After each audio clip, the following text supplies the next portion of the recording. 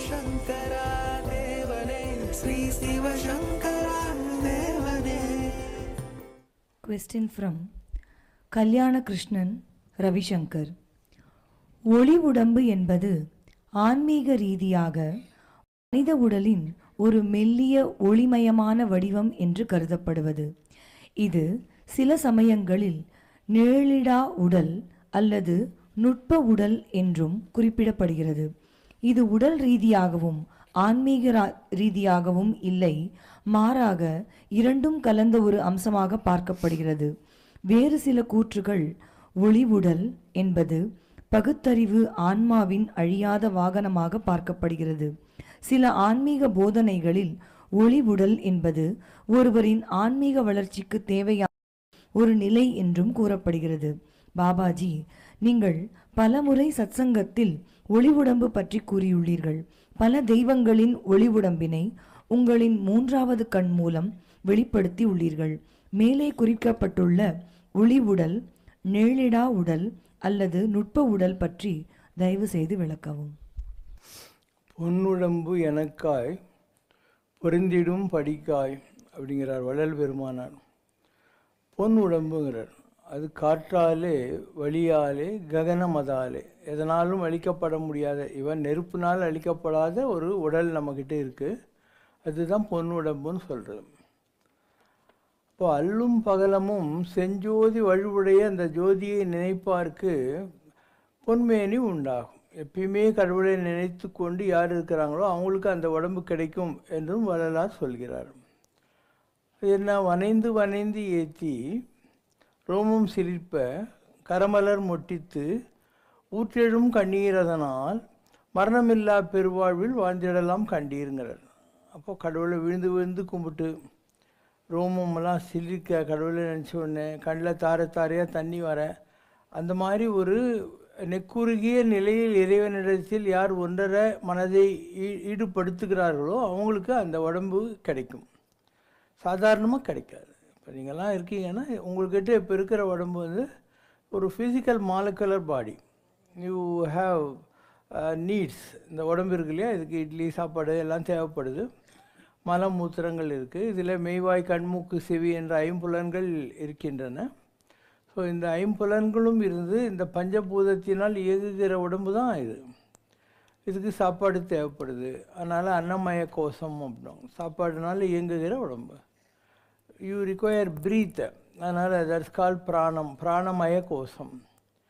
Even in sleep you get dreams and all. So that's called manomaya kosham, மனதினால் ஆனது. லாஸ்ட்டில் வந்து விஞ்ஞானமய கோஷம், அறிவினால் இயங்குகிறது. அதுக்கு மேலே ஆனந்தமய கோஷம். இந்த ஆனந்தமய கோஷம்தான் மனித வாழ்வினுடைய பிஹெச்டி. நீ அங்கே போனப்புறம்தான் இந்த பொன்னுடம்பு, கடவுள், தெய்வீக வடிவங்கள் இதெல்லாம் உங்களால் புரிஞ்சிக்க முடியும். அது வரைக்கும் புரியாது. யார் என்ன சொன்னாலும் கூட உங்களுக்கு புரியாது. எப்படி அப்படின்றீங்க. இப்போ உங்களுக்கெல்லாம் கண்ணு கால் வாய் மூக்கு இதெல்லாம் ஃபிசிக்கலில் இருக்குது. அந்த ஒளி உடம்புக்கு அதெல்லாம் கிடையாது. யூ வில் கெட் ஒரு சித்திரம் மாதிரி. ஒரு பெயிண்டிங் பண்ணுறீங்களா, அந்த பெயிண்டில் பார்த்தா உனக்கு கண்ணு மூக்கு கை கால் எல்லாம் இருக்குது. அதுலேயும் சிரிப்பு அழுகெல்லாம் வரைய முடியும், எல்லாம் பண்ணுறீங்க இல்லையா, அந்த மாதிரி. ஆனால் தட்ஸ் நாட் ரியல். அந்த மாதிரி நம்முடைய உடம்புக்குள்ளே இருக்கக்கூடிய ஒரு நுட்பமான உடல் தான் அந்த பொன்னுடம்புன்னு சொல்லக்கூடியது. அது ஒளியினால் இயங்குகிறது. இந்த ஃபிசிக்கல் பாடிக்கு அதுக்கும் சம்பந்தம் இல்லை. It is enshrined in this body, and when the soul gets separated from the body, Atma is now fettered in the jail of your body.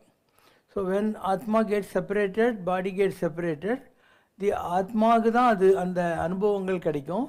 இந்த உடம்போடு தேடுகிற போது கிடைக்காது.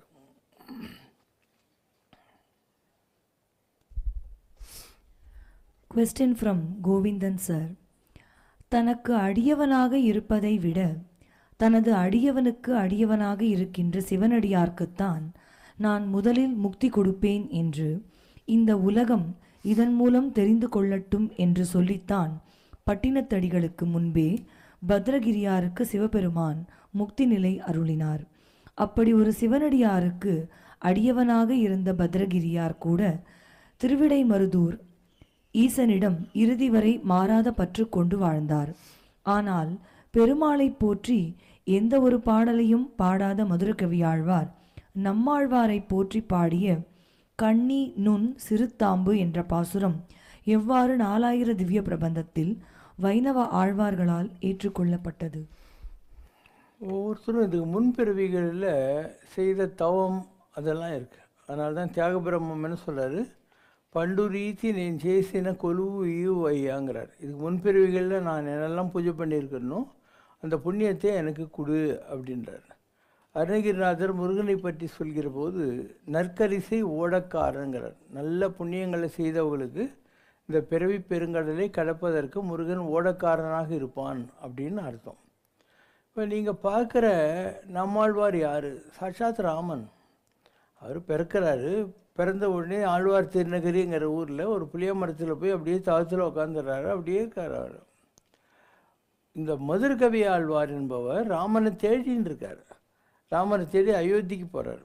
அங்கே அயோத்தியில் அசரீரின்னா ஒரு குரல் கேட்குது. இந்த மாதிரி நான் இங்கே இல்லை, ஒரு ஒளி இருக்குது, அது பின்னால் நீ வா, நான் எங்கே இருக்கேன் காட்டுறேன்னு சொல்லிட்டு. ஸோ அயோத்தியிலிருந்து அவர் திருப்பி ரீட்ரேஸ் பண்ணி வராரு. வர்றபோது நம்ம தமிழ்நாட்டுக்கு வந்து திருநெல்வேலி மாவட்டத்தில் இருக்கிற ஆழ்வார் திருநகர்கிட்ட போய் அந்த புளியா மரத்து பொந்துக்கிட்ட போய் அந்த ஒளி போயிடுது. அப்போ நம்ம ராமரை தேடுறோம். ராமர் தான் இருக்கிற இடத்த காட்டுறேன்னு இங்கே கொண்டாந்து விட்டுருக்காரு அப்படின்னு அவர் மரத்துக்குள்ளேயே எட்டி பார்க்குறாரு. பார்த்தா ஒரு பையன் அப்படியே ஜட நிஷ்டில் உட்காந்துன்னு இருக்கான். அவன் வந்து நிஜமாக உயிரோடு இருக்கானா என்னன்னு பார்க்கலான்னு ஒரு சின்ன கல் எடுத்து போடுறாரு. உடம்பு அசையுது. ஓ, உயிரோடு தான் இருக்கான். இவன் விளையாட்டு பண்ணுறானா, ப்ராங்க் பண்ணுறானா, இல்லை நிஜமாகவே ஞானியான்னு பார்க்கலான்ட்டு அவர் ஒரு கேள்வி கேட்குறார். செத்தத்தின் வயிற்றில் சிறியது பிறந்தால் எத்தை தின்னும் எங்கேயே கிடக்குங்கிறார். இந்த உடம்பு இருக்கு இல்லையா, இது செத்தது. யாராக இருந்தாலும் ஒரு நாள் எரிப்பாங்க, பதிப்பாங்க. அப்போ இந்த உடம்புக்குள்ளே, ஃபிசிக்கல் பாடிக்குள்ளே சிறியதுன்னா ஆத்மா, ஒளி உடம்பு, ஒளி. அது பிறந்தால் அது எதை சாப்பிடும், எங்கே கிடக்கும்? உள்ளேருந்து குரல் கேட்குது, அத்தை தின்னும் அங்கேயே கிடக்கும் அப்படிங்கிறாரு. அது அதை தான் சாப்பிடும், அங்கேயே கிடக்கும் அப்படின்னு. இப்போ நீங்கள்லாம் குழந்தை பிறக்கிற போது ஒரு பால்வடி முகத்தோடு இருக்கிறீங்க. நீங்கள் வளர வளர வளர உங்களுடைய ஃபிசிக்கல் பாடியில் முதுமை வருதா இல்லையா? ஒவ்வொருத்தருக்கும் ஒவ்வொரு விதமான வளர்ச்சி வருது. அண்ட் ஒரு குறிப்பிட்ட ஏஜ் வந்து உங்களுக்கு முதுமை வந்த பின்னால் நீங்கள் சின்ன வயசில் பார்த்த குழந்தைக்கும் இன்றைக்கி 60-70 வயசில் இருக்கிற பாட்டனுக்கும் என்ன சம்மந்தம் இருக்குது? ஒன்றுமே கிடையாது இல்லையா? இப்போ முன்னறையில் வீழாமுன் கொண்டாந்து போட்டுருவாங்களாம் வீட்டுக்கு. இந்த கயத்துக்கு எதுக்கு பெட்டு கட்டலெல்லாம் அப்படின்னு ஃப்ரண்ட்டில் படுக்க வச்சுருவாங்களாம் வீட்டில். அப்படியே தூக்கிடலாம் ஈஸியான்ட்டு. முன்னறையில் வீழாமுன், 2 கால் போயிட்டு ஒரு குச்சி வச்சுன்னு இருக்கணும். முக்காலுக்கு ஏகாமுன். முன்னறையில் வீழாமுன், முக்காலுக்கு ஏகாமுன், கட்சி ஏகம்பனையே நினைன்னுவாங்க. அந்த மாதிரி ஒரு முதுமை வருவதற்கு முன்னால் அப்படின்னு. அப்போ நரை, திரை, மூப்பு. ஒரு சித்தார்த்தன் என்பவன் ஞானத்தை தேடி கிளம்பி புத்தனாகிறான். அவன் தெரிஞ்சுக்கிட்ட விஷயம் என்ன? ஒரு செத்த பணத்தை பார்க்குறான். ஓ, டெத்துன்றது இம்மினண்ட்டு.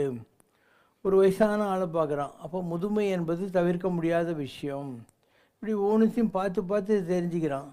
அப்போ இந்த அழியக்கூடிய உடம்பை தேடுறதை விட அழியாத ஏதோ ஒரு பரமாத்ம வஸ்து இருக்கும் அப்படின்னு தேட ஆரம்பிக்கிறான். அப்போ தான் சித்தார்த்தனாக இருந்தவன் புத்தனாகிறான். அப்போ அவனுக்கு எல்லா அனுபவங்களும் வந்த பின்னால் understands that what you see as a physical world is only a dream world. This is non-existent.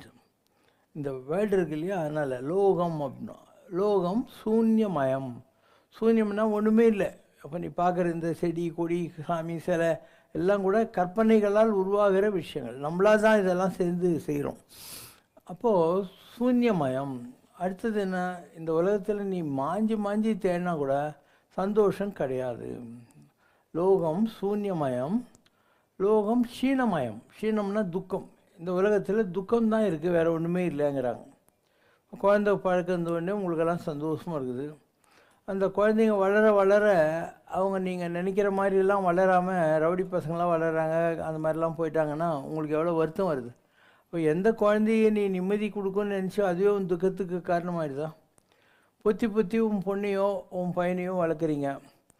அதுக்கப்புறம் என்ன ஆகுது? அவங்க யாராவது லவ்வுக்கு மாட்டிக்கிட்டு பொண்ணு வேறு யாராவது கூட பையன் ஓடி போயிடுறான். அப்போ உங்களுக்கு எவ்வளோ துக்கம் வருது இல்லையா? உங்களை விட்டுட்டு ஒரே நிமிஷத்தில் அவன் ஓடிப்போன பொண்ணை பற்றி அவனுக்கு என்ன தெரியும்? போய் அப்புறம் வாங்கினா தானே புரிய போகுது இல்லையா? அந்த நிமிஷத்துக்கு அந்த இனிபிஷன் சொல்கிறாங்க இல்லையா, அந்த need for the craving of the body like sex and other nonsenses, அதில் மாட்டிக்கிறானுங்க. சரி, அதாவது பரவாயில்லைங்கிற மாதிரி லேட்டஸ்ட்டாக என்ன ஆகுது, இவங்க வந்து கஷ்டப்பட்டு சம்பாரித்து இவங்கள படிக்க வச்சு எல்லாம் செஞ்சுருப்பாங்க, கல்யாணம் காட்சி எல்லாம் பண்ணியிருப்பாங்க. அவங்க என்ன பண்ணுவாங்க, ஒரு நேரத்தில் இவங்களை அடித்து வச்சு சொத்தெல்லாம் எழுதி வாங்கின்னு நடு ரோட்டில் கூட விட்டுறாங்க. அவங்களுக்கு தேவை அப்பா அம்மா கிடையாது, அவங்களுடைய அன்பு கிடையாது, இவங்களுக்கும் அவங்கக்கிட்ட கிராட்டிடியூட்லாம் கிடையாது. அவங்க கஷ்டப்பட்டு சம்பாதிச்ச சொத்தை இவங்களுக்கு கொடுக்கணும்னு அவங்க நினைக்கிறாங்க. பார்த்தியா, இதை விட ஒரு சுயநலம் உலகத்தில் இருக்க முடியுமா? பேப்பரை படிச்சுப்பார், இந்த மாதிரி விஷயங்கள் நிறைய நடந்துக்கிட்டே இருக்குது. அதனால் நீங்கள் எதையெல்லாம் உலகத்தில் அன்பு என்ற பெயரால், பாசம் என்ற பெயரால் தேடுகிறீர்களோ அதில் எதுவுமே உங்களுக்கு கிடைக்க போகிறதில்ல. அதுவே உங்களுடைய ஒரு 40-50 வருஷத்துக்கான ஒரு நீங்கள் போட்ட விதைகள் இல்லையா, அதெல்லாம் வேஸ்ட்டாக போயிடுது, உங்களுக்கு கிடைக்கிறது இல்லை, நீங்கள் கேட்குறது. ஸோ உலகத்தில் இதெல்லாம் தான் மதுரை கவி ஆழ்வார், பட்டினத்தாரி, இவங்களாம் இந்த இவர் ராமராய இருந்துட்டு நம்மாழ்வார், இது ஒரு இது. அதுக்கு முன்னே என்ன கேள்வி கேட்டீங்க? இருக்கிறவங்களுக்கு சீக்கிரமாக முக்தி கிடைக்கும். பட்டினத்தார் பத்ரகிரி. இப்போது உலகத்தில் ஒரு ராஜா பத்ரகிரின்றவன், அவனுக்கு ஒரே நிமிஷத்தில் அதெல்லாத்தையும் விட்டுட்டு பட்டினத்தார் பின்னால் போகணுன்னு தோணுது. உனக்கு தோணுமா? உங்கள்கிட்ட இருக்கிறது ஒரு ஓட்டர் சைக்கிளு, ஒரு 700 ஸ்கொயர் ஃபீட் ஃப்ளாட்டு, ஒரு 4 கீஞ்ச பேண்ட்டு போடுவேன், இதையே உன்னால் விட முடியல. அவன் அவ்வளோ பெரிய ராஜா, பத்ரகிரி ராஜா, எல்லாத்தையும் விட்டுப்பட்டு பட்டினத்தார் பின்னால் போயினே இருந்தானா இல்லையா? அவனுக்கு என்ன பொண்டாட்டி பிள்ளை குட்டி அரண்மனைலாம் எல்லாமே இருந்தது. எப்படி அப்படியெல்லாம் தோன்றது இல்லையா? பட்டினத்தார் பின்னால் போகணுன்னு அவனுக்கு எப்படி தோன்றது? சரி, அவனை விட்டுத்தல். பட்டினத்தார் எவ்வளோ பெரிய கப்பல் வியாபாரி. அந்த நாட்டில் இருந்த ராஜாவுக்கு இவர் வீட்டு வாசலில் முத்துப்பந்தல் இருக்குது. அந்த முத்துப்பந்தலை பார்த்து பொறாமல் நைட்டோடு நைட்டாக சிப்பாங்கள் அனுப்பிச்சு அதெல்லாம் பிரித்து குப்பையில் போட சொல்லிடுறான். மறுநாள் ராஜா அந்த பக்கம் தேரில் போகிற போது பார்க்குறான், மாணிக்க பந்தல் போட்டிருக்கு. அப்போ முத்துப்பந்தலை பிரித்தா கூட ஒரே நைட்டில் மாணிக்க பந்தல் போடுற அளவுக்கு பணக்காரனாக இருந்தானா இல்லையா அந்த ஆள்? அது எப்படி ஒரே நாளில் எல்லாத்தையும் விட்டு போகுது? காதற்ற ஊசியும் வாராது காணும் கடை வெளிக்கேன்னு போய் மரத்தடியில் உட்காந்துக்கிறான் இல்லையா? அப்போது அந்த அளவுக்கு ஒரு பெரிய பக்குவம் இல்லாமல் ஒரு பட்டினத்தாரை நீங்கள் அக்செப்ட் பண்ணுவீங்களா? சரி, அப்படிப்பட்ட பட்டினத்தாரை நம்பி ஒருத்தன் போகிறான்னா அவன் வந்து ராஜ பரம்பரையில் வந்து எல்லாத்தையும் விட்டுட்டு தானே அவர்கிட்ட போகிறான். போயிட்டு நாள் கணக்கில் உட்காந்துருக்கான், வருஷ கணக்கில் உட்காந்துட்டுருக்கான். அதுக்கப்புறம் அவங்ககிட்ட இருந்த ஒரு நாய் காசி ராஜகுமாரியாக பிறப்பெடுத்து அவனை தேடி நான் தான் வந்துட்டேன்றா. நீ என்ன பண்ணுவோம்? ஒரு ராஜகுமாரி இவ்வளோ நாள் காஞ்சி போய் உட்காந்துன்றதுக்கு ஒரு ராஜகுமாரி தேரில் வந்து இறங்கினோடனே உனக்கு உடனே போய் குடும்பம் நடத்தலான்னு தான் தோணியிருக்கோம். அவன் வந்து இது என்ன விசித்திரமாக இருக்கேன்னு குருநாதரை போய் கேட்கலான்னு அப்படியே திருவிடை மருதூர் மகாலிங்கத்தில் கலந்து போயிட்டான்னு. அப்போ ஒவ்வொருத்தருக்கும் ஒரு பக்குவப்பட்ட நிலை இருக்குது. ஒன்று வந்து சீசன்டுன்னு. சீசன்டுன்னு என்ன? ஒரு பழம் நல்லா பழுத்து போச்சு அப்படின்னு அர்த்தம். இன்னொன்று வந்து சீசனல். சீசனல்னால் என்ன? அந்த நேரத்துக்கு, அதுக்கப்புறம் சீசன் மாறின உடனே அது கிடையாது. அப்போ சீசனல் பக்தியை விட சீசன்டு பக்தி கிடைக்கிறதுன்றது அவ்வளோ ஈஸி கிடையாது. அதுதான் பட்டினத்தாருக்கு இருந்தது, பத்ரகிரிக்கு இருந்தது, மற்ற மகான்களுக்கெல்லாம் இருந்தது. அதனால தான் அவங்க ஆல்ரெடி எத்தனையோ பிறவிகளில் முயற்சி செஞ்சிட்டாங்க. எத்தனையோ பிறவி எடுத்தெடுத்து நான் இழைத்தேன், இன்று உன் திருவடிகள் கண்டு இன்புற்றேன் தான் ஞானம். அப்போ எத்தனையோ பிறவி எடுத்தப்புறம்தான் இந்த மாதிரி ஒரு பட்டினத்தாரா, பத்ரகிரியா, அவெல்லாம் மகான்களாக, சித்தார்த்தன், புத்தனெல்லாம் வர முடியுது. இல்லைன்னா வர முடியுது இல்லை. கர்மாக்கள் எல்லாம் கழிந்த நிலையில்தான் ஒருத்தன் இந்த ஞானத்துக்கு தகுதி உடையவனாக மாறுகிறான். ஏன்னா என்லைட்டன் சோல் அப்படிங்கிற நிலையை அவன் அடைகிறான். அது எத்தனை பிறவி எடுத்திருந்தால் அந்த நிலைகளை அடைவான். எடுத்துனே முடிஞ்சிடுமா? அதெல்லாம் பாசிபிளே இல்லை. ஸோ நீங்கள் மகான்களை அவங்களுக்கு கிடைச்ச சந்தோஷத்தை பற்றி நினைக்கிறதுக்கு முன்னாடி அவங்க பட்ட அவஸ்தைகளை நினச்சி பாருங்கள். ஒரு அப்பர் சுவாமி இருக்கார், அவருக்கு தீராத வயிற்று வலி வருது. சுண்ணாம்பு கால்வாயில் உட்கார வைக்கிறாங்க, யானை கால் வச்சு மிடறாங்க. எவ்வளோ கஷ்டப்பட்டார். அதனால் அவர் அப்பராக இருக்கார். பிரகலாதன் அவங்க ஒப்பங்காரன், ராஜ்யத்துக்கு நீ தாண்டா ராஜா, நான் சொல்கிற பேச்சு கேள்றான்ட்டு. ஆனால் இவன் வந்து ஓம் நமோ நாராயண சொல்லினே இருக்கிறான். அவனையும் மலையிலேருந்து உருட்டுறாங்க, விஷம் கொடுக்குறாங்க, எல்லாம் தான் செய்கிறாங்க. அப்பயும் அவன் ஓம் நமோ நாராயண சொல்கிறான். அதனால் ஒரு பிரகலாதனன்னு ஒன்று உனக்கு தெரியுது, ஒரு அப்பர் சாமின்னு உனக்கு ஒரு தெரியுது. கண்ணு ரெண்டும் போயிட்டு கஷ்டப்பட்டு திருமலை வாயிலுக்கு போய் காஞ்சிபுரத்துக்கு போய் ஒரு கண்ணை கொடுறா சாமின்னு அலைஞ்சி திருவாரூருக்கு போய் 2வது கண்ணை வாங்கி எவ்வளோ பிரச்சனைகளெல்லாம் சந்தித்த பின்னால் சுந்தரமூர்த்தி நாயனாருக்கு ஒரு வெள்ளை யானை அனுப்பிச்சு கடவுள் நீ வந்துரு கைலாசத்துக்கு, நீ வந்த வேலைலாம் ஆயிடுச்சுன்னு சொல்கிறாரு இல்லையா. ஒரு ராஜா சேரமான் பெருமாள் நாயனார், அவன் ராஜபோகத்தெல்லாம் விட்டுட்டு இவர் கூட சுற்றின்னு உட்காந்துருக்கான். ஸோ இவர் மோட்சத்துக்கு போகிற போது அவனுக்கு குதிரை மேலே ஏறிக்கின்னு பஞ்சாயத்து வந்தன்னு சொல்லி அவனும் கைலாசத்துக்கு போகிறான். ஔவையார் பிள்ளையாரை கும்பிட்டுன்னு உட்காந்துருக்கா. அவள் சின்ன பொண்ணாக இருந்தபோது எனக்கு இந்த வாழ்க்கையெல்லாம் வேணாம், கல்யாணம்லாம் கட்டிக்க மாட்டேன்னு சொல்லி தானாக விரும்பி கேள்வியாகி போயிட்டான். அதே மாதிரி தான் மாயம்மா கட்டுமாசா குஜராத்தி பொண்ணு. ஒரு நாள் தேருக்கு அடியில் படுத்துனுக்கிற போது யாரோ ஒருத்தன் சீண்டி பார்க்குறான். அவன் அப்படியே டக்குன்னு வெளியே வந்து விட்றான். இந்த மாதிரி நரம்பில் எங்கேயோ ஒரு ஆப்ரேஷன் பண்ணிடுச்சு அவனுக்கு. அதனால் பார்த்தா நம்மளால் யாருக்கும் கஷ்டம் வரக்கூடாதுன்னு உடம்பெல்லாம் அப்படியே சுருங்கி போய் ஒரு வயசான கேள்வி மாதிரி பார்த்தாவே யாருக்கும் மூடு வராத மாதிரி ஆகி போகிறா. இப்போ இதையே தான் எல்லோரும் பண்ணாங்க.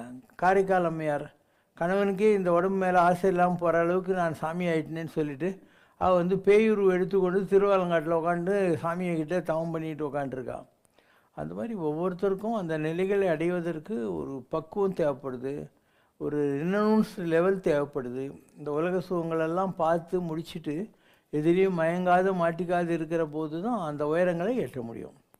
நீ வந்து ஜாலியாக இருக்கணும், கார் இருக்கணும், வீடு இருக்கணும், வசதி இருக்கணும், நான் ஒரு கேலண்டர் படத்தை மாட்டி 2 ஊதுவத்தி காட்டிட்ட உடனே எனக்கு கடவுள் அப்படியே வைகுண்டத்தை கூட்டின்னு போடுவார்னு நினச்சேன்னா நடக்காது. யாராக இருந்தாலும் எமை தடுத்து அடிமை கொண்டு ஒரு குறிப்பிட்ட நேரம் வர்றபோது தான் உனக்கு கடவுள்கிட்ட மைண்டே போகும்.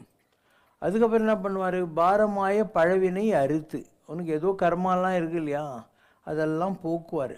அதான் சுண்ணாம்பு கால வை பாம்பு கடி மலையிலேருந்து உருட்டுறது.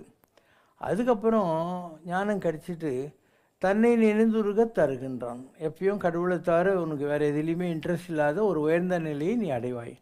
யாராக இருந்தாலும் இதையெல்லாம் தாண்டி தான் போக வேண்டியிருக்கும். அதனால் அவ்வளோ ஈஸி இல்லை கடவுளை அடையிறதுங்கிறது. ஒரு ஞானிங்கிறது மகானாகிறது விளையாட்டு இல்லை. ஞானி ஞானி என்று சொன்ன பேய்கள் கோடி கோடியே அப்படிங்கிறார். எல்லோரும் நாங்கள் ஞானிகள்னு சொல்லிக்கிறாங்க, அதெல்லாம் பேய் தான், அவன்லாம் ஞானி இன்னும் ஆகலை அப்படின்னு அர்த்தம். இப்போ ஞானி என்பது ஒரு கஷாய வஸ்திரம், கையில் ஒரு குச்சி, தாடி, இந்த மாதிரியான விஷயங்கள் அல்ல. அதெல்லாம் ஞானிங்கிறது. ஞானி என்பவன் ஞான பூதரத்து உச்சியில் இருக்கக்கூடிய அந்த ஆண்டவனை தன்னுடைய இதய கமலத்தில் புடிச்சிட்டவன். யோகி ஹிருத் பத்ம வாசினே நத்தவற்றவர் உள்ளிருந்து ஓங்குவான் நமச்சிவாயன். முருகப்பெருமான் நெஞ்ச குகையில் வசிக்கிறதுனால அவன் பேர் குகன். இப்போ ஞானிங்கிறவன் ஒரு சிவனாகணும், ஒரு முருகனாகணும், ஒரு பெருமாள் ஆகணும். அந்த உயரங்களை தொட்ட பின்னால் தான் நீ ஞானி. அது வரைக்கும் நீ அஜ்ஞானி தான். மெய்ஞானி என்றால் இந்த மெய் உடம்பு இருக்கு இல்லையா, அது பொய் என்று தெரிந்து கொண்டவன் மெய்ஞானி. இந்த மெய்யை பொய் என்று தெரிந்து கொண்டவன் மெய்ஞானி. அஜ்ஞானின்னா என்ன, இக்னோரண்ட் பர்சன்னு அர்த்தம். ஸோ உலகத்தில் பார்த்தா நீ எப்படி வேணால் இருக்கலாம், ரொம்ப அறிவாளி மாதிரி கூட தெரியலாம், ஆனால் அதெல்லாம் அறிவாளி கீழே வரவே வராது. ஒரு கூழாங்கல் இருக்குது, கோமேதகம் இருக்குது. பார்த்தா ரெண்டும் ஒரே மாதிரி தான் தெரியும், ஆனால் கூழாங்கல் தான், கோமேதகம் தான். அதனால் நீ யாருங்கிறது உனக்கு தெரியறதுக்கு முன்னாடி உனக்கு எவால்யூவேஷன்ன்றாங்க இல்லையா, அப்ரைசல், அது பண்ணுற அந்த தேவர்களுக்கும் ஆண்டவனுக்கும் தெரியும் உங்கள்கிட்ட என்ன தகுதி இருக்குது என்ன இல்லைன்னு. தகுதி இருந்தால் உனக்கு அடிச்சிடும். பைபிள் தகுதி உடையவன் எவனும் அவனுக்கு எல்லாம் கொடுக்கப்படும். If you are deserving you will get it. Suppose you were deserving but இந்த ஜென்மாவில் நீ உருப்படாமல் பொறுக்கியாக இருக்கேன்னு வச்சுக்கோ, அப்போ உங்கள்கிட்ட இருக்கிறத பிடுங்கி அடுத்த ஆள் லைனில் இருக்கிறான் இல்லையா அவனுக்கு கொடுத்துருவாங்க. தகுதி இல்லாதவனிடத்திலோ உள்ளதும் பறிக்கப்படும். ஸோ இதெல்லாமே எக்ஸ்பீரியன்ஸஸில் நீங்கள் தெரிஞ்சுக்கிற விஷயம். அந்த தகுதி என்பது நீ யாரையும் ஏமாற்றிட முடியாது. கடவுளை போய் நீ ஏமாற்றிட முடியுமா? உலகத்தில் இருக்கிற ஜனங்களை நீ கெட்டவனாக இருந்தால் கூட நல்லவனாட்டம் நடித்து ஏமாற்ற முடியும். கடவுள் உனக்குள்ளே இருக்கான் இல்லையா, மனதானே உள்ளத்துக்குள்ளே உட்கார்ந்து இருக்கான். வெள்ளத்தில் உள்ளானும் வேங்கடத்து மேயானும் உளன் கண்டாய் நன்னெஞ்சே உள்ளுவார் உள்ளத்து உள்ளன் கண்டாய் நன்னெஞ்சே. உனக்குள்ளே தான் உட்காந்துருக்கான். அப்போ அவனுக்கு தெரியாமல் நீ என்ன பண்ணிட முடியும்? நீ நினைக்கிறதெல்லாம் அவனுக்கு தெரியும். அதனால் there is a permanent appraisal going on in your own system. God is sitting in the lotus of your heart. ஓம் மணி பத்மே நமஹ அப்படின்னு அதுக்குள்ளே உக்காந்துன்னு இருக்கான். மணிப்பூரகம்னு சொல்லு, இல்லை மணி பத்மம்னு சொல்லு, அங்கே உக்காந்துருக்கான். நீ நினைக்கிறது பேசுறது எல்லாமே அவனுக்கு. அதனால் அவன் என்னைக்கு உன்னை நிஜமாக வந்து நம்புறானோ, after his appraisal or evaluation, அப்போ தான் அவனுக்கு இந்த ஞானம் இந்த மாதிரியான தகுதிகள் எல்லாம் கொடுப்பான்.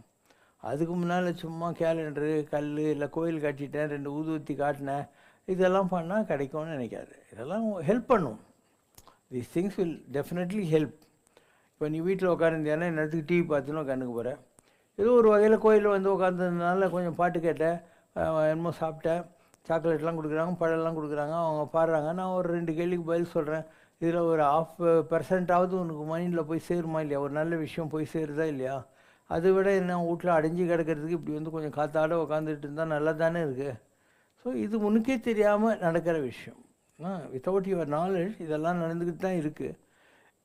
இதை வச்சுக்கிட்டு தான் நீ தெரியணும், okay I will also someday get the love of God அப்படின்னு சொல்லிட்டு. Because of your present experiences you will know that. Suppose you are going from here to Bangalore. Bangalore போகிறபோது என்னெல்லாம் ஊர் வரும், எங்கேருந்து வேலூர் வரும், அதுக்கப்புறம் என்னது ஒசூர், இந்த மாதிரி நீ போகிற டிஸ்டன்ஸை வச்சுக்கிட்டு அங்கே பெங்களூரோட கிலோமீட்டர் 330 கிலோமீட்டர்லேருந்து கம்மியாகினே போயிட்டு கிட்ட வரும். அந்த மாதிரி உனக்கு வர்ற ஸ்பிரிச்சுவல் எக்ஸ்பீரியன்ஸஸை வச்சுக்கிட்டு தான் நீ எவ்வளோ நெருங்கி இருக்க அப்படின்னு தெரியும். கடவுளை நோக்கி உன்னுடைய ஃபார்வேர்டு மார்ச் அண்ட் ஆன்வேர்டு மார்ச்சு எவ்வளோ தூரம் இன்றைக்கி நடந்துக்கிட்டு இருக்குங்கிறத உன்னுடைய அனுபவங்கள் உனக்கு காட்டும். வேறு யாரும் சொல்ல வேண்டிய அவசியமே இல்லை.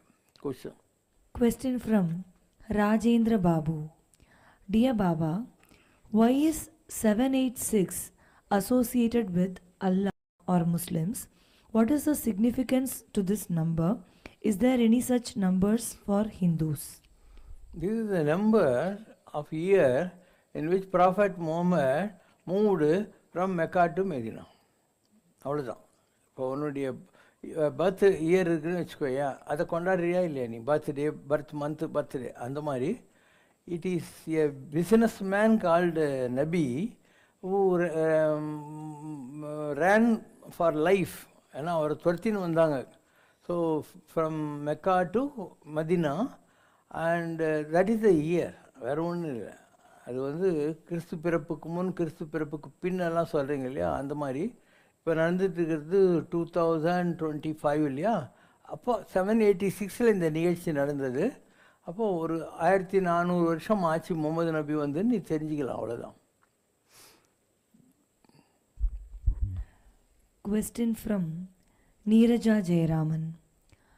Few Shakti Upasakas who hold Sri Ramakrishna Paramahamsa in high reverence consider Vivekananda to be Lord Bhairava.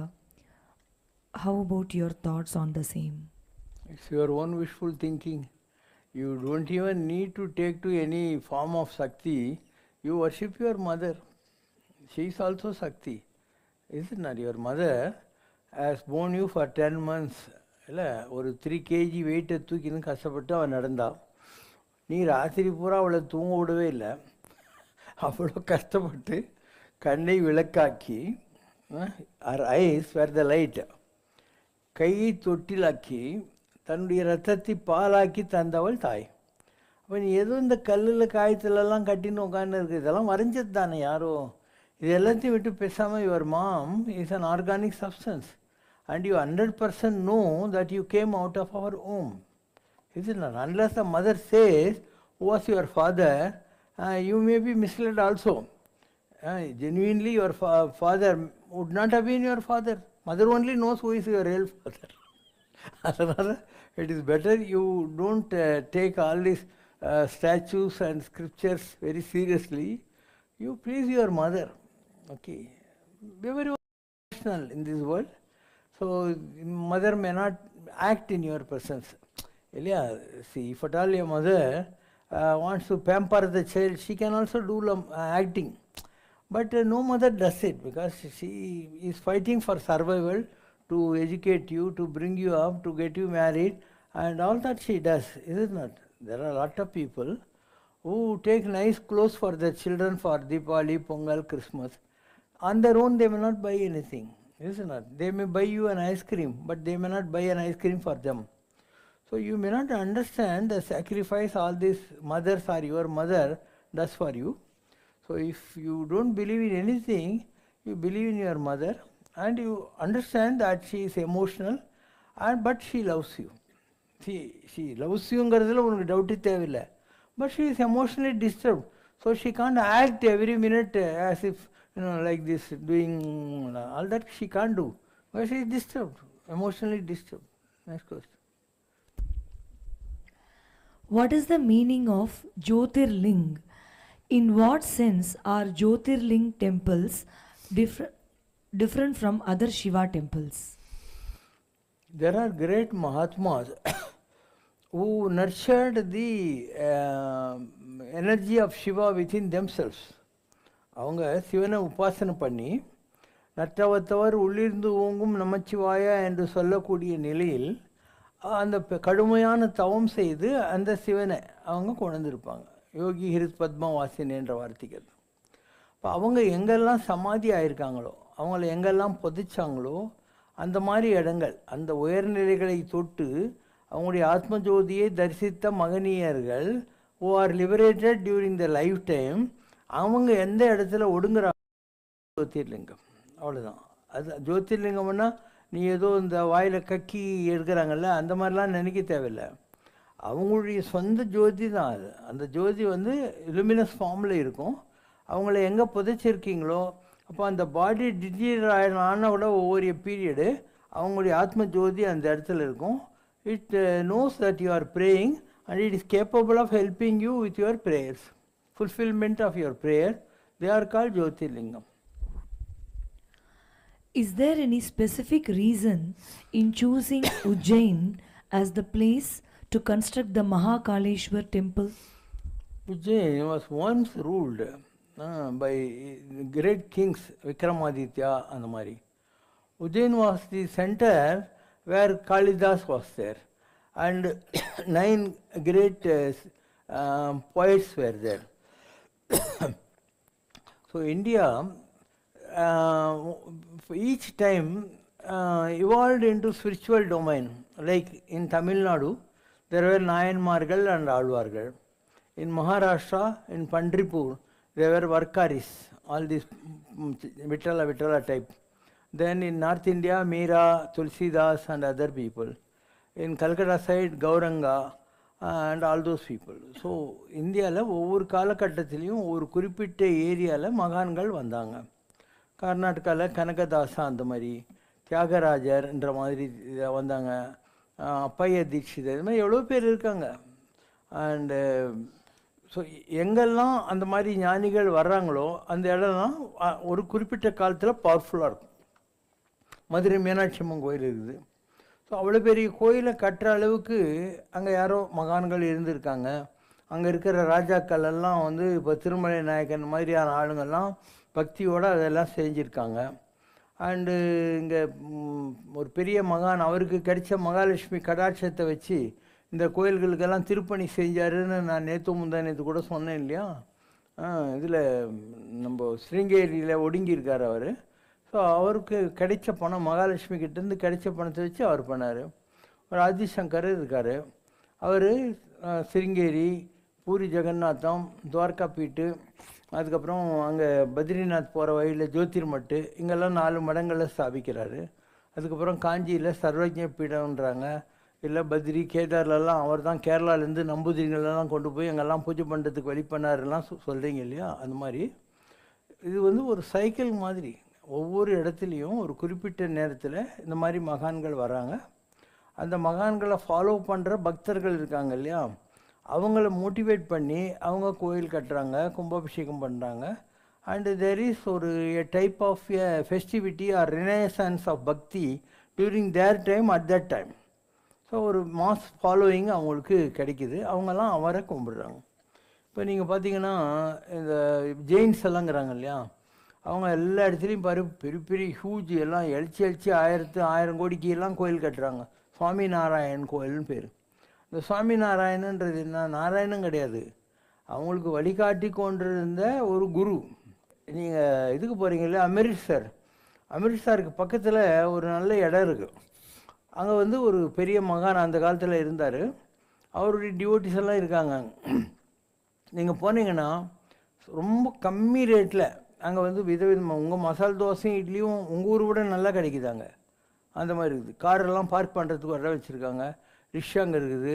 And எப்படி எல்லா வசதியும் பண்ணியிருக்காங்க. தங்கறதுக்கெல்லாம் இப்போ பணம் இருக்குது. நீங்கள் குரூப்பாக போனால் அவங்க ஒத்துக்கிறது இல்லை. நீங்கள் வந்து ஊரில் கதை பேசுகிறதுக்கு வந்திருப்பீங்க, இங்கே சாமி கும்பிட்றதுக்கு வந்தால் வாங்கன்னாங்க. ஸோ அவர் என்ன பண்ணுறாரு, அந்த காலத்தில் அவர் இருந்தபோது செருப்பு தைக்கிறவன், ஒரு கார்பெண்டரு, ஒரு மிஸ் எல்லாரையும் கூப்பிட்டு அங்கே வச்சார். It's community living. ஸோ கட்டட வேலையெல்லாம் ஒருத்தன் பார்ப்பான், செருப்பு தைச்சி கொடுக்குறது ஒருத்தன் பார்ப்பான், சமைக்கிறது ஒருத்தன் பார்ப்பான். இந்த மாதிரி எல்லா வேலையும் பிரித்து கொடுத்துட்டு அவங்க வச்சுருந்துருந்தாங்க. அது ரொம்ப பெரிய அளவுக்கு இருக்குது. ஒரு பெரிய மகான் நம்ம பால் பிரண்டன் அந்த இடத்துக்கு போகிறான். எப்போது 1930s போகிறான். நான் 2-3 தடவை போயிருக்காங்க. ரொம்ப நல்லா மெயின்டைன் பண்ணுவாங்க. ரொம்ப நல்லா மெயின்டைன் பண்ணுறாங்க. காசுக்கு ஆசைப்படுறதே இல்லை, எல்லாம் பண்ணுறாங்க. அவங்க இங்கெல்லாம் கூட பிரான்ச் எல்லாம் வச்சுருக்காங்க. ராதா சுவாமி சத்சங் அவர் எழுதியிருக்காப்பா ராதா சுவாமியை பற்றி. பால் Brendon has written few pages. The garden of the Lord. Out of the scurrying of my feet hither and thither over the face of North India, 2 tracks converge upon a unique little known colony which is housed in a town that bears the poetical name of Dayal Bagh, the garden of the Lord. One of the tracks starts in Lucknow, where I have the good offices of Sundarlal Nigam as guide, philosopher and friend during my stay in that picturesque city. We roam the city together and talk philosophy as we roam. He is, I suppose, not more than 21 or 22, but like many of his Indian brothers, he has matured early. We wander through the old Mughal palaces and muse upon the inexorable fate which has overtaken the vanished kings. I fall in love anew with the glorious Indo-Persian architecture, whose graceful curves and delicate colorings reveal the refined taste of its creators. You know, all this is in the book, The Search in Secret India, and he has talked about so many Swamis. அதில் தான் he talks very high about Ramana Maharishi, and that's how Ramana Maharishi became an international favorite. He meets Kanchi Mahaperiyar, he meets Ramana Maharishi, like that in his wanderings he goes everywhere. அதில் he meets at Chengalpattu. காஞ்சிபுரத்தில் அப்போ பெரியவர் இல்லை, செங்கல்பட்டில் இருந்திருக்காரு. இவர் அங்கே போய் காஞ்சி பெரியவரை பார்க்குறாரு. பார்த்த உடனே அவர் சொல்கிறாரு, இந்த மாதிரி உன் குரு வந்து திருவண்ணாமலையில் இருக்கான், நான் ஒரு சன்னியாசி, ப்ரைவேட் சிஷ்யாஸ் எல்லாம் அக்செப்ட் பண்ண மாட்டேன், நீ அவனை போய் பாரு, promise me that you will not leave India without visiting Ramana Maharishi at Arunachala அப்படின்வான். இவன் வந்து பாம்பேக்கு போகிறான், கப்பலில் மறுநாள் போகிறதுக்காக டிக்கெட் எடுத்துடுறான். அன்றைக்கி நைட்டு ஒரு ஃபீலிங் வருது. அப்போ பார்த்தா காஞ்சி பெரியவர் அவன் இதில் நின்று, நீ வந்து எனக்கு ப்ராமிஸ் பண்ணியிருக்க, அதனால் நீ ஷிப்பில் போகாத, திருப்பியும் அவரை போய் பாருன்றான். ஸோ அவன் ஆல் த வே அகைன் வர்றான். வெங்கடரமணின்னு ஒரு ஐயரை கூப்பிட்டுட்டு அவன் வந்து ரமண மகரிஷியோட இடத்துக்கு போகிறான். ரமண மகரிஷி அந்த உட்காண்டிருக்காரு ஆசிரமத்தில். இப்போ இருக்கிற ஆசிரமம் தான் அவன் இருந்தது. அதில் உட்காந்துருக்காரு, ஜனங்கள்லாம் உட்காந்துருக்காங்க, எல்லாம் பார்க்குறாரு. அவர் ஒன்றுமே பேசாத உட்காந்துருக்காரா, இவனுக்கு ஒன்றுமே புரிய மாட்டேங்குது. இவன் ரொம்ப பேசணும்னு போயிருக்கான். அப்போது ஒரு நேரம் இப்படி திரும்பி பார்க்குறாரு இல்லையா, அவருடைய கண் இவன் மேலே ஒரு ஃபியூ மினிட்ஸ் நின்று உடனே இவனுக்கு இனம் தெரியாத ஏதோ ஒரு வைப்ரேஷன் கிடைக்குது. அதுக்கப்புறம் அங்கே தங்குறான். அப்போல்லாம் இவ்வளோ வசதி கிடையாது ரமணாசிரமத்தில். ஒரே பாம்பு புத்தெல்லாம் இருக்கும். அங்கே கேரளா சாமி குஞ்சுசாமின்னு ஒருத்தர் இருந்தார், அண்ணாமலைன்னு ஒருத்தர் இருந்தார். அவங்க கூடலாம் இந்த ஆள் அங்கே இருந்துக்கிட்டே இருக்கான். அப்போது ஒரு டிஸ்கஷன் நடக்குது. டிஸ்கஷன் வந்து இவன் ரொம்ப ப்ரிமிட்டிவாக கேட்டிருப்பான். ரமண மகரிஷி கிறிஸ்பா பதில் சொல்வார், search and secret India, the mount of the holy beacon. நிறைய படிக்கணும், நீங்கள் படிக்க மாட்டேன்றீங்க. With the spiritual head of South India. அது பரமாச்சாரியார், அது இல்லை. அதெல்லாம் அவரை பார்க்குறான். அவர் தான் நீ அவரை போய் பாருன்னு கைட் பண்ணுறாரு. அவன் பாம்பே போடுறான். அதுக்கப்புறம் ஃபியூ சாப்டர் போயிட்டு the mount of the holy beacon. The hill of the Holy Beacon. At the Madras terminus of South Indian Railway, Subramanya and I board a carriage on the Ceylon boat ஒரு train. Guide, அந்த சுப்பிரமணியனுங்கிற ஆள் இவருடைய guide. For several hours, we roll onwards through the most variegated scenes. Green stretches of growing rice alternate with gaunt red hills, shady plantations of stately coconut trees. இன்னும் தள்ளிப்போ.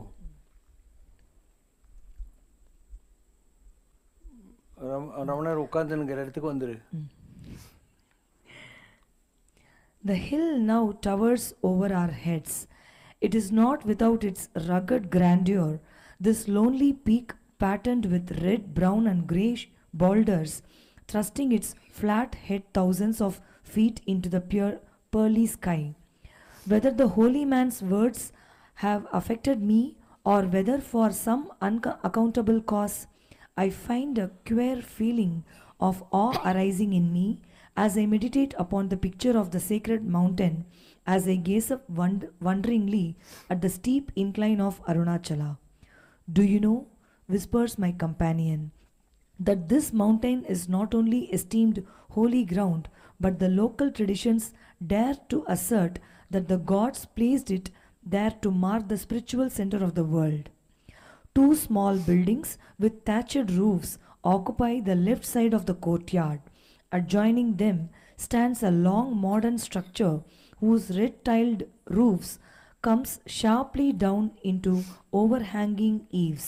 A small veranda stretches across a part of the front. The center of the courtyard is marked by a large well. Go further. The couch is covered with white cushions, and the Maharishi's feet rest upon a magnificently marked tiger skin. Pin drop silence prevails throughout the long hall.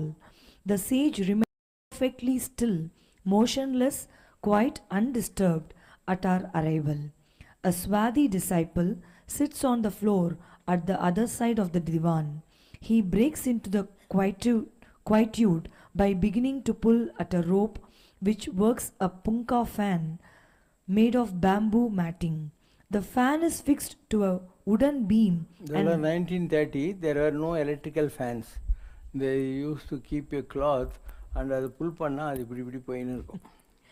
And suspended immediately above the sage's head. I listen to its rhythmic purring, the while I look full into the eyes of the seated figure in the hope of catching his notice. They are dark brown, medium-sized and wide open.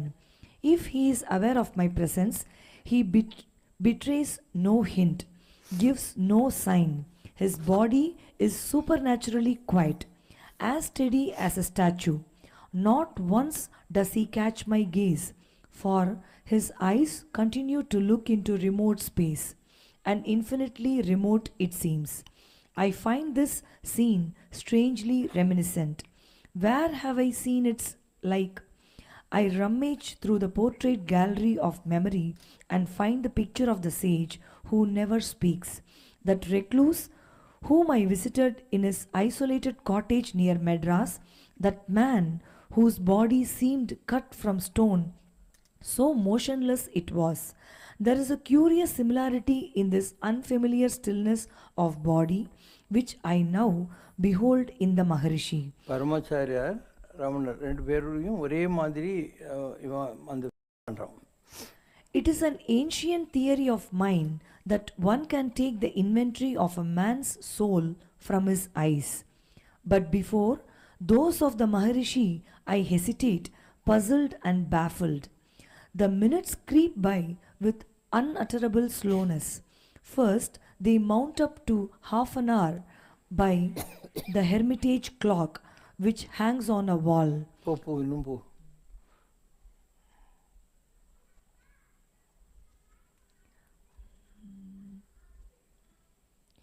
Does this man, the Maharishi, emanate the perfume of spiritual peace as the flower emanates fragrance from its petals? I do not consider myself a competent person to apprehend spirituality. Go to the dialogue. ரெண்டு பேர் பேசுறதுக்கு.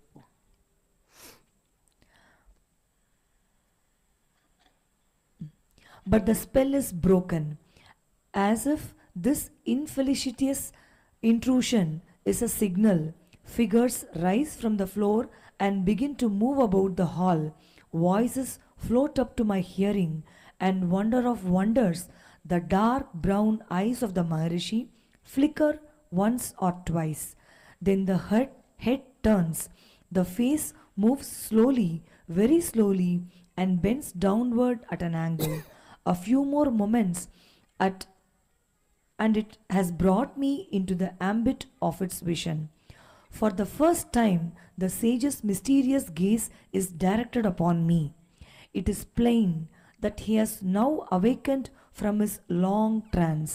The intruder, thinking perhaps that my lack of response is a sign that I have not heard him, repeats his question aloud.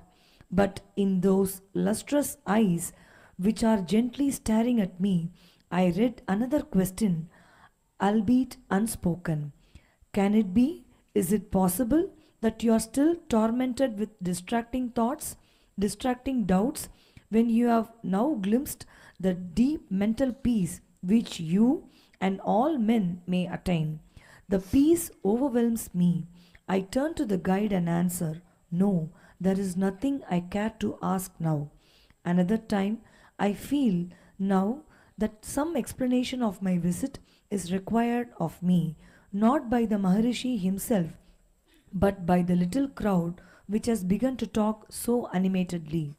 I know from the accounts of my guide that only a handful of these people are resident disciples and that the others are visitors from the country around. It's a big story. So first time he just eyes gazing at him. அதுக்கப்புறம் he talks ஒரு conversation மாதிரி, and he keeps on asking all wasteful questions, and he stops him, and then he goes into silence, meditation. He understands the powerful meaning of silence and all that. It's a very beautiful book. You can read. Okay, now last question. Question from Govindan sir. தங்களது ஆத்மா பூரண பிரம்மத்திடம் இருக்கிறது என்றும் அதை யாரும் misuse பண்ணிவிடாதபடி 4 மகான்கள் காவல் காத்து கொண்டிருக்கிறார்கள் என்றும் பல அருளுரைகளில் தெரிவித்திருக்கிறீர்கள். அதே சமயம் ஒரு பௌர்ணமி யாகத்தின் போது தங்களது தாயாரின் ஆத்மாவும் ஏற்கனவே தங்களோடு மெர்ஜாகி விட்டது என்றும் தெரிவித்திருக்கிறீர்கள். மேலும் 12 ஆண்டுகளுக்கு ஒரு முறை இறைவனால் தங்களது ஆத்மாவுக்கு ப்ரமோஷன் தரப்படுகிற போது பூரண பிரம்ம பெருமாள் ஆன்மீகத்தில் அடுத்த உயர்நிலையை பெறுவார் என்றும் அது வரும் காலங்களில் எப்பொழுது வேண்டுமானாலும் நிகழக்கூடும் என்றும் தாங்கள் அந்த அருளுரைகளில் தெரிவித்திருக்கிறீர்கள். அப்படி தங்கள் ஆத்மாவுக்கு ஆன்மீக உயர்நிலை கிடைக்கும் போதெல்லாம் அதே உயர்நிலை தங்களது தாயாரின் ஆத்மாவுக்கும் கிடைக்குமா? ஒவ்வொரு நாளும் தாங்கள் செய்யும் தான தர்மங்களாலும் யாகங்களாலும் இடைவிடாது தங்களுக்குள் ஒலித்து கொண்டிருக்கும் மந்திர உச்சாடனத்தினாலும் தங்களுடைய ஸ்பிரிச்சுவல் பவர் தொடர்ந்து அதிகரித்து கொண்டே செல்லும் போது தங்களுடைய தாயாரின் ஆத்மாவுக்கும் அதே மாதிரி ஸ்பிரிச்சுவல் என்ரிச்மெண்ட் கிடைக்குமா? நாழி அப்பும் நாழி உப்பும் அப்படின்னு ஒரு பழமொழி இருக்கு. So I came from my mother, and when she left her physical body after 2 years of her washing the karmas in the ethereal world, she came here, and I said, I'll take you anywhere you want to go. She said, no, I don't want to go anywhere, I've reached you. See, in mere sanjanga, that was spiritual I'm talking about, and she merged with me. So don't think, it's a twin thing, like 2 souls exist, and அந்த மாதிரிலாம் கிடையாது. She gave birth to me. I am parcel of her, flesh and blood or whatever is that. She merged with me, and she was a very innocent lady who lived with my father without grumbling for so many years in spite of all his ups and downs. Noble lady. So she deserves it. Merge ஆயிட்டா அவ்வளோதான். My father is still in the ethereal world, but he is in a very good position. He is one of the 12 counselors in the ethereal world. Every soul, before coming to the earth again, they give you orientation. So, because my father was a well-read scholar of Sanskrit, and he was a teacher also, plus he has suffered in life, and he led a very perfect life. He has been appointed as a counselor. So all these souls is one of the 12 counselors. Like that there are 11 more.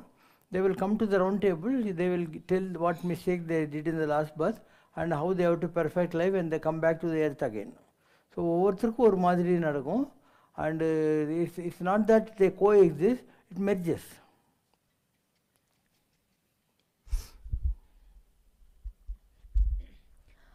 கண்ணா கருமை நிற கண்ணா உன்னை காணாத கண்ணில்லையே என்று தொடங்கும் பாடல் நானும் ஒரு பெண் என்ற தமிழ் திரைப்படத்தில் கருப்பு நிறத்தில் பிறந்த கதாநாயகியை இந்த உலகம் எவ்வாறு வெறுத்து ஒதுக்குகிறது என்கிற அளவு அவளது மனக்குமுறலை சித்தரிக்கிற ஒரு பாடலாக கவிஞர் கண்ணதாசன் எழுதியிருக்கிறார்.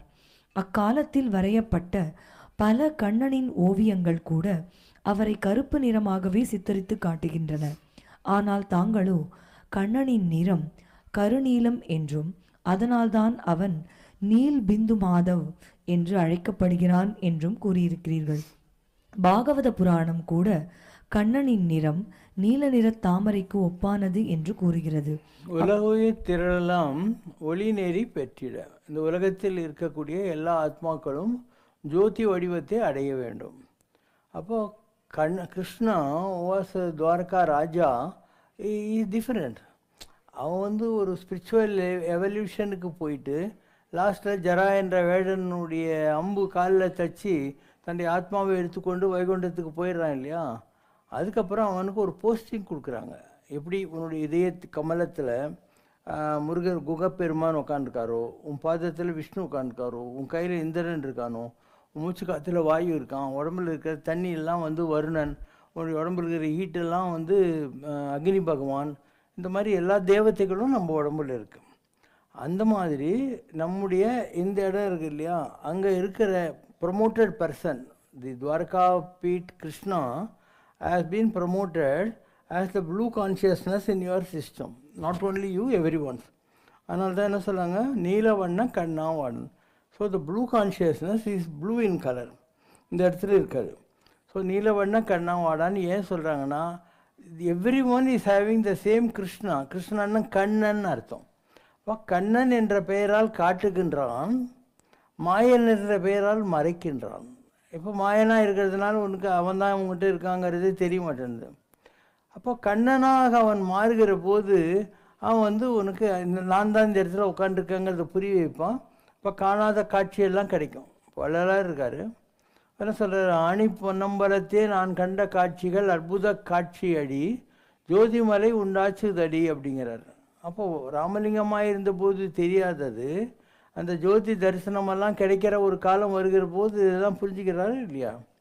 அந்த மாதிரி கிருஷ்ணன் என்பவன் அந்தர்யாமி, நமக்குள் இருக்கிறான் அப்படின்னு தெரிஞ்சுக்கிறது. நான் இருக்கேன்னாக்கா, யாரோ இங்கே இதில் போய் படித்தாங்க, திண்டிவனமோ எங்கேயோ, அதில் அந்த நாடி படிக்கிறவர் சொல்லியிருக்காரு, உங்கள் பாபா காலில் விஷ்ணுவோட பாதம் தெரிஞ்சிருக்கா எப்பயாவதுன்னு சொல்லி 4 வரி. ராமர் பாதம், லக்ஷ்மி பாதம், ஆஞ்சநேயர் பாதம் என்று சொல்வோம்.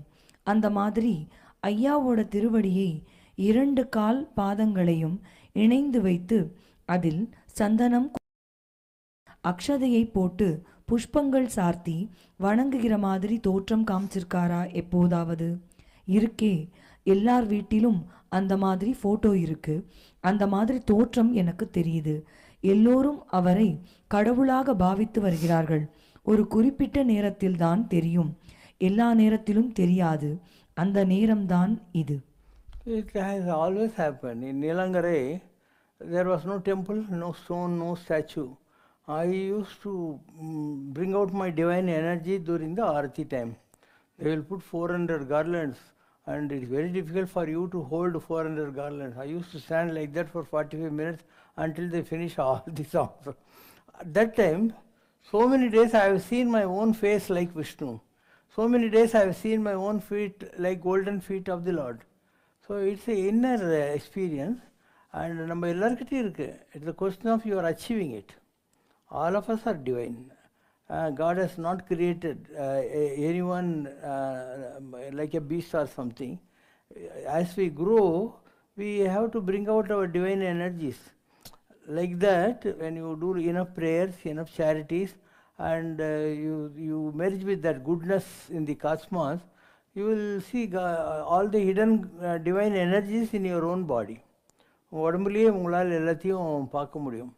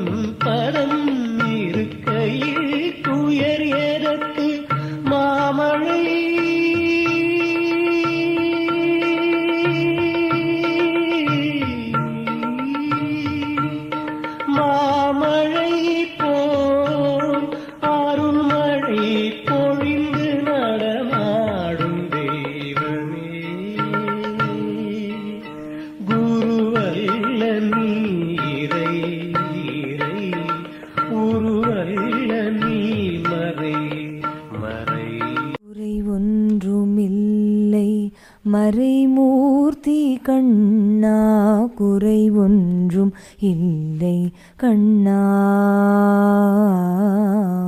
குறை ஒன்றும் இல்லை கோவிந்தா.